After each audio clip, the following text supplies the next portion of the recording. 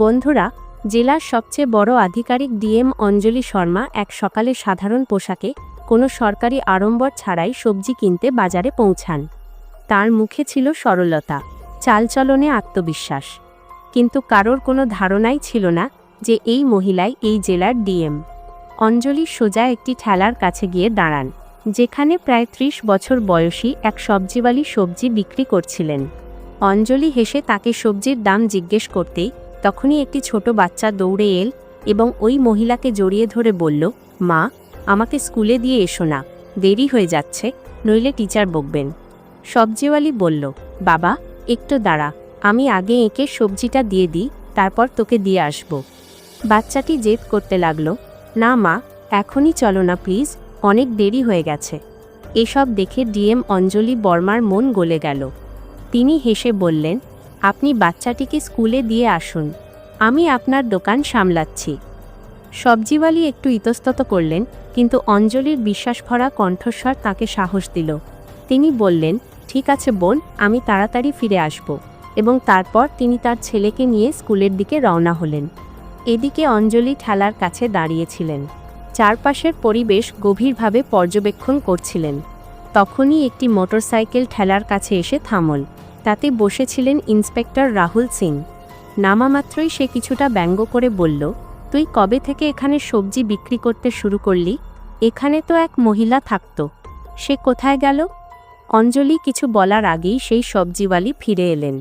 ইন্সপেক্টরকে দেখে তার চোখে মুখে আতঙ্ক ছড়িয়ে পড়ল। মাথা নিচু করে বললেন, কি চাই আপনার ইন্সপেক্টর সাহেব? যা মন চায় নিয়ে নিন। ইন্সপেক্টর হুকুমের সুরে বলল, ৮ কেজি টমেটো দে, ১ কেজি ঢ্যাঁড়স আর ৮ কেজি পটলও দিবি। মহিলাটি কোনো কথা না বলে তাড়াতাড়ি সবজি ওজন করে দিলেন। ইন্সপেক্টর একটা টাকাও না দিয়ে মোটরসাইকেলে বসে চলে গেল। এসব দেখে অঞ্জলি বর্মা হতবাক হয়ে গেলেন। কিছুক্ষণ নীরবতায় কাটল। তারপর তিনি সবজিওয়ালিকে জিজ্ঞেস করলেন, বোন, ও টাকা দিল না কেন? আপনি ওকে কিছু বললেন না কেন? মহিলার চোখে অসহায়ত্ব পরিষ্কার দেখা যাচ্ছিল। ধীর গলায় বললেন, বোন, কি বলবো, এই ইন্সপেক্টর রোজ এভাবেই সবজি নিয়ে যায়, যখন কিছু বলি তখন হুমকি দেয়, বলে আমার থেকে টাকা নিবি, এখনই তোর ঠেলা উঠিয়ে দেব। আমার ভয় লাগে, যদি ঠেলা চলে যায় তবে সংসার কিভাবে চলবে, আমার বাচ্চারা কি খাবে, তাই চুপচাপ দিয়ে দিই। এসব শুনে ডিএম অঞ্জলি বর্মার চেহারার রং বদলে গেল। তিনি ভেতর থেকে কেঁপে উঠলেন। তিনি বিশ্বাসই করতে পারছিলেন না যে আইনের রক্ষকরাই আইনের মজা ওড়াচ্ছে। তিনি গম্ভীর স্বরে বললেন, বোন, এখন আর এমন হবে না, আমি এখন আপনার সাথে আছি। ন্যায় বিচার পাইয়ে দেওয়া আমার কর্তব্য। আপনি এক কাজ করুন, আমার নম্বর নিন, কাল যখন আপনি ঠেলা লাগাবেন তখন আপনি নন, আমি সেখানে থাকব। আপনি বাড়িতে বিশ্রাম করবেন। বাকিটা আমি দেখে নেব যে ওই ইন্সপেক্টর টাকা দেয় কি না, আর যদি না দেয় তবে আমি তাকে আইনের শক্তি দেখিয়ে তবেই ছাড়ব। মহিলার চোখে জল ছিল, কিন্তু প্রথমবারের মতো তাতে স্বস্তি এবং আশার ঝিলিক দেখা যাচ্ছিল। পরদিন সকালে অঞ্জলি বর্মা এক গ্রামীণ মহিলার ছদ্মবেশ নিলেন। না কোনো মেকআপ, না কোনো পরিচয়। সাধারণ শাড়ি পরে মাথায় আঁচল দিয়ে তিনি ঠেলার কাছে এসে দাঁড়ালেন। ঠেলায় প্রচুর সবজি সাজানো ছিল, সব কিছু প্রস্তুত ছিল। কিছুক্ষণ পরেই সেই ইন্সপেক্টর রাহুল সিং তার মোটরসাইকেল নিয়ে সেখানে পৌঁছাল। ইন্সপেক্টর রাহুল সিং তার মোটরসাইকেল ঠেলার কাছে রাখল এবং একদৃষ্টে তাকিয়ে বলল, কি ব্যাপার, আজ আবার তুই এখানে? এমনিতে তুই ওর কে হস? কালও তুই এখানেই ছিলি আর আজও। অঞ্জলি বর্মা, যিনি এখনও গ্রামের এক সাধারণ মহিলার রূপে দাঁড়িয়েছিলেন, ধীরে ধীরে বললেন, আমি ওর বোন, তাই আজ ওর জায়গায় ঠেলা সামলাচ্ছি। ইন্সপেক্টর এক নোংরা হাসি দিয়ে বলল, তাহলে তুই তো তোর বোনের চেয়েও বেশি সুন্দরী, আজ খুব সুন্দর লাগছে তোকে। তারপর চোখ দিয়ে তাকে উপর থেকে নিচ পর্যন্ত দেখতে লাগলো এবং বাজে সুরে বলল, যাই হোক, ওসব বাদ দে, আমার 1 কেজি টমেটো চাই, আর সাথে একটু ধনেপাতা আর লঙ্কাও দিয়ে দিবি। অঞ্জলি কোনো প্রতিক্রিয়া না দেখিয়ে সবজি ওজন করলেন এবং চুপচাপ তার হাতে দিয়ে দিলেন। যেমনই ইন্সপেক্টর সবজি নিয়ে ঘুরল এবং মোটরসাইকেল স্টার্ট দিল, অঞ্জলি কঠোর গলায় বললেন, থামুন, আপনি এখনও সবজির টাকা দেননি। সবজির টাকা দিন, এভাবে চলবে না। ইন্সপেক্টর বিরক্ত হয়ে বলল, কিসের টাকা? আমি তো রোজ ফ্রিতে নিই, তোর বোনকে জিজ্ঞেস করিস, ও তো কিছু বলে না, আর তুই আমার সামনে বেশি কথা বলিস না। সে আবার যেতে উদ্যত হলো। তখনই অঞ্জলি দ্রুত বললেন, আপনি আমার বোনের থেকে যেভাবে খুশি নেন, কিন্তু আমার থেকে নয়। সবজির টাকা দিতে হবে। আমাদেরও টাকা খরচ করেই এই সবজি আনতে হয়, এবং যদি আমরা একদিন সবজি না বেচি তবে আমাদের বাড়ির উনুন জ্বলে না। আপনার মতো লোক ফ্রিতে সবজি নিয়ে গিয়ে আমাদের পেটে লাথি মারে। এ কথা শুনেই ইন্সপেক্টরের অহংকারে আঘাত লাগল। সে রাগে অঞ্জলির গালে এক জোরালো চড় মারল। অঞ্জলি টাল সামলাতে পারলেন না, কিন্তু নিজেকে সামলে নিলেন। চোখে জল ছিল, কিন্তু আত্মসম্মান আর চুপ থাকতে রাজি ছিল না। অঞ্জলি কাঁপানো গলায় বললেন, আপনি একজন মহিলার গায়ে হাত তুলে খুব বড় ভুল করেছেন।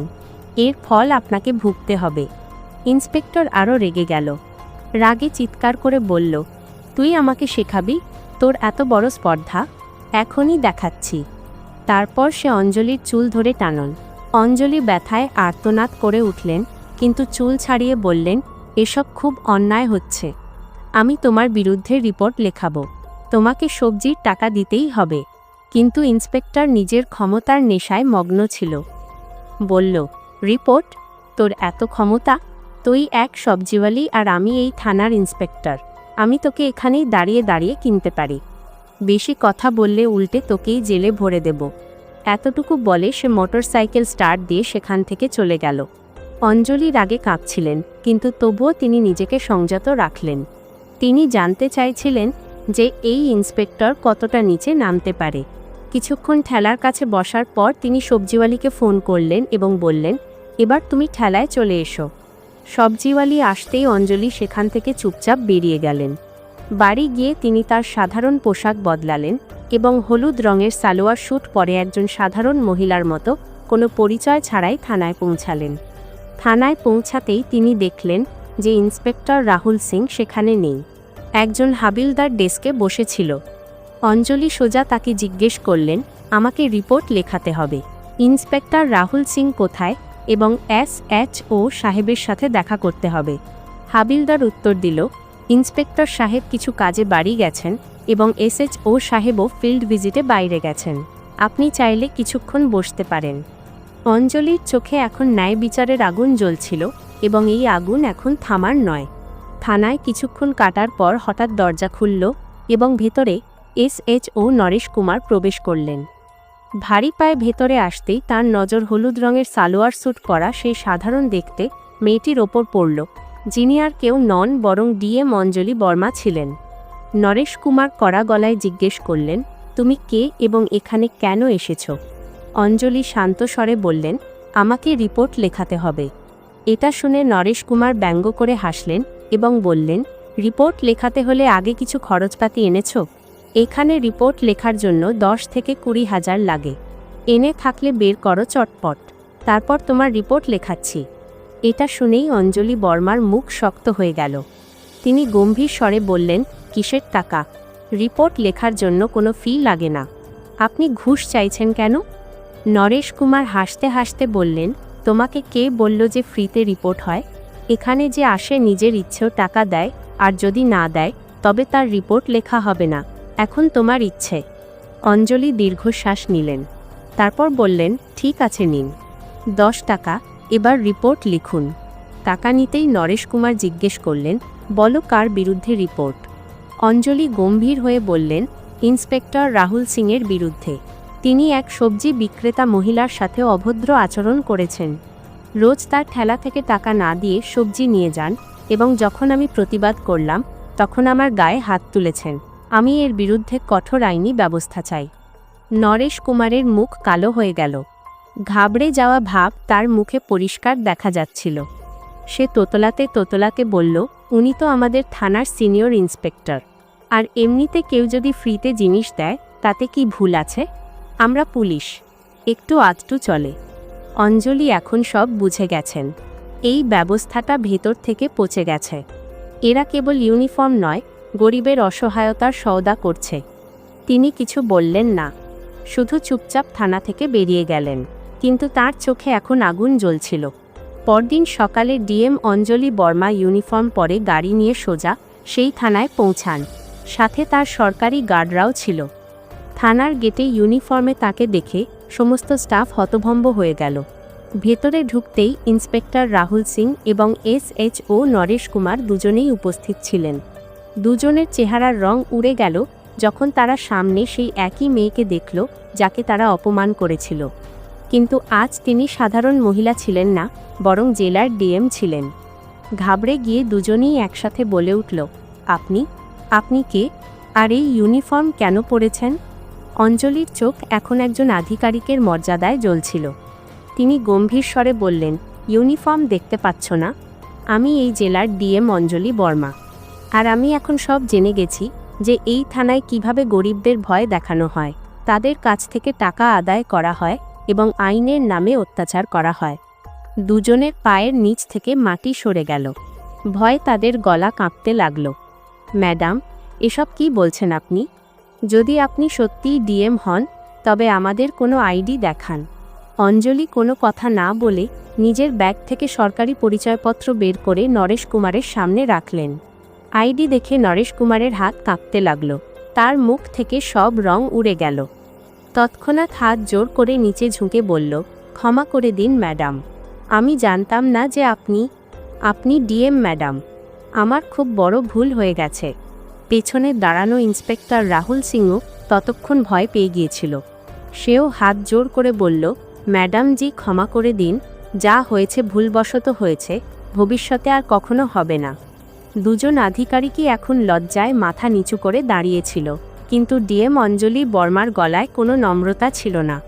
তিনি কঠোর স্বরে বললেন, আজ থেকে তোমরা দুজন সাসপেন্ড। ইউনিফর্ম পরে তোমরা যা করেছ তার হিসাব এখন আইন নেবে। এই জেলায় আর গরিবদের অপমান হবে না, না ইউনিফর্মের আড়ালে লুটপাট হবে।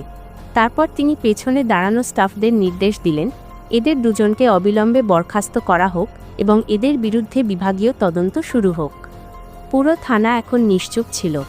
DM অঞ্জলি বর্মা আবারও প্রমাণ করে দিলেন যে ইউনিফর্ম শুধু ক্ষমতার নয়, দায়িত্বের প্রতীক।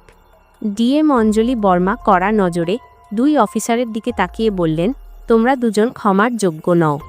আজ যা তোমরা করেছ তা একজন অফিসার নয়, একজন অপরাধী করে। যদি আমি তোমাদের ক্ষমা করে দিই তবে তোমরা আবার সেই একই কাজ করবে, আবার কোনো গরিবকে পিষবে, আবার কোনো মাসুমের গলার আওয়াজ চেপে ধরবে। এতটুকু বলে তিনি এগিয়ে যেতে লাগলেন। কিন্তু তখনই ইন্সপেক্টর রাহুল সিং এবং SHO নরেশ কুমার দুজনেই তার পায়ে পড়ে গেল। চোখে অনুশোচনা এবং মুখে লজ্জা পরিষ্কার দেখা যাচ্ছিল। ম্যাডাম, আপনি একদম ঠিক বলছেন, আমরা সত্যিই ক্ষমার যোগ্য নই, নরেশ কুমার বলল। কিন্তু একটি শেষ সুযোগ দিন, আমরা সত্যিই বদলে যাব। আজকের পর থেকে কোনো গরিবকে কষ্ট দেব না, কারো কাছ থেকে ফালতু টাকা নেব না এবং প্রত্যেক ফরিয়াদিকে সম্মান করব। রাহুল সিংহ মাথা নিচু করে বলল, আমাদের ক্ষমা করে দিন ম্যাডাম, কথা দিচ্ছি যে দ্বিতীয়বার এমন ভুল হবে না, এবং যদি হয়েও যায় তবে আপনি আমাদের সাসপেন্ড না, সোজা জেলে পাঠিয়ে দেবেন। অঞ্জলি বর্মা কিছুক্ষণ চুপ রইলেন। তার চোখ দুজনেই ভেজা চোখ এবং ভীত চেহারার ওপর আটকে গেল। তারপর তিনি দীর্ঘশ্বাস নিলেন এবং গম্ভীর স্বরে বললেন, ঠিক আছে, আমি তোমাদের ক্ষমা করছি, কিন্তু এটাই শেষ সুযোগ।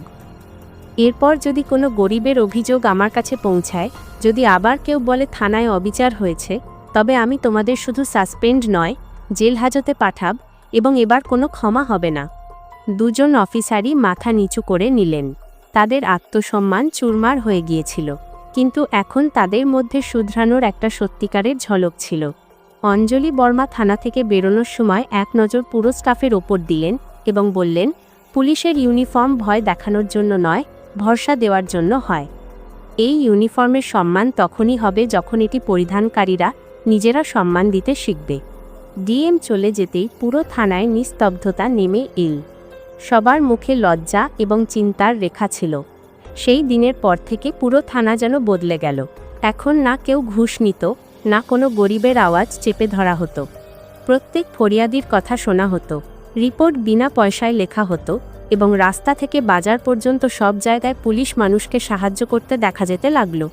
সবজিওয়ালি মহিলাও তার ঠেলায় হাসি মুখে বসতেন, কারণ এখন তার আর কারো ভয় ছিল না। এই গল্পটি আমাদের শেখায় যে সাহস এবং সততার চেয়ে বড় কোনো শক্তি নেই। যদি কোনো পদে বসে থাকা ব্যক্তি অন্যায় করে, তবে তার ইউনিফর্ম নয়, তার কর্ম কথা বলে। আর যখন সত্য বলা মানুষ উঠে দাঁড়ায়, তখন পুরো ব্যবস্থা বদলে যেতে পারে। তো বন্ধুরা, আপনাদের এই গল্পটি কেমন লাগলো? যদি ভালো লেগে থাকে তবে আমাদের চ্যানেল সাবস্ক্রাইব করবেন এবং ভিডিওটিতে একটি লাইক অবশ্যই দেবেন, যাতে আমাদের মনোবল আরও বাড়তে থাকে। দেখা হবে পরের ভিডিওতে। ধন্যবাদ।